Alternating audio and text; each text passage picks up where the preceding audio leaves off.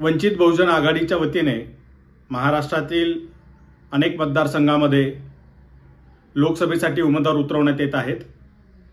मात्र आमचं असं लक्षात आलं की काही ठिकाणी आमच्या उमेदवारांना सत्ताधारी पक्षाकडून धमकावण्याचा प्रयत्न होतोय।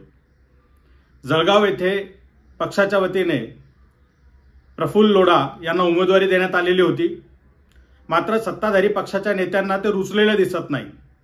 एक जैन समाजाचा व्यक्ती हा वंचित बहुजन आघाडीच्या तिकिटावर आमच्या मतदारसंघात कसा काय उभा राहतो असा सवाल उपस्थित करत तिथे आमच्या उमेदवाराला त्रास देण्याचा प्रयत्न झाला, त्याला धमकावण्यात आलं, त्याच्या कुटुंबाला धमकावण्यात आलं, त्याचे व्यवहार रोखण्याचा प्रयत्न झाला आणि अतिशय प्रेशर टाकून त्याला त्या ठिकाणी उमेदवारी मागे घ्यायला लावलेली आहे। उमेदवारांनी पक्षाशी संपर्क साधला आणि सगळा जो काही घटनाक्रम आहे तो सांगितला।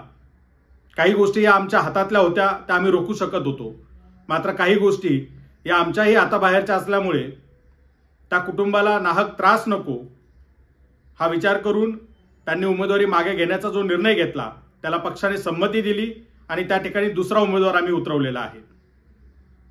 तसंच सोलापूरमध्ये सुद्धा आमच्या उमेदवाराने पक्षाशी संपर्क न साधता थेट उमेदवारी अर्ज मागे घेतला।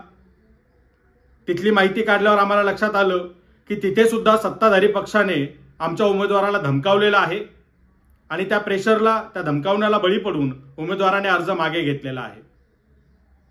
तिथे सत्ताधाऱ्याकडनं जे काही त्याला टेप देण्यात आली ती टेप त्याने माध्यमांसमोर वाजवली, मात्र प्रत्यक्षात दबावाला बळी पडून, सत्ताधाऱ्यांच्या प्रेशरला बळी पडून तो उमेदवारी अर्ज मागे घेण्यात आलेला आहे। अशा पद्धतीने आमच्या उमेदवाराला धमकावून अर्ज मागे घ्यायला लावून या पद्धतीचं गलिच्छ राजकारण जर इथला सत्ताधारी पक्ष करत असेल तर त्याचा आम्ही तीव्र निषेध व्यक्त करतो आणि त्यांना सांगू इच्छितो की वंचित बहुजन आघाडी हा लढाऊ बाण्याचा पक्ष आहे, हा प्रामाणिकपणे जनतेचा प्रश्न घेऊन लढणारा पक्ष आहे। अशा कितीही धमक्या दिल्या आणि धमकावून उमेदवार मागे घेण्याचा प्रयत्न केला तरी सुद्धा वंचित बहुजन आघाडी थांबणार नाही आणि इथली RSS BJPची सत्ता जी आहे ती उलथवून टाकल्याशिवाय राहणार नाही, हे त्यांनी लक्षात ठेवावं।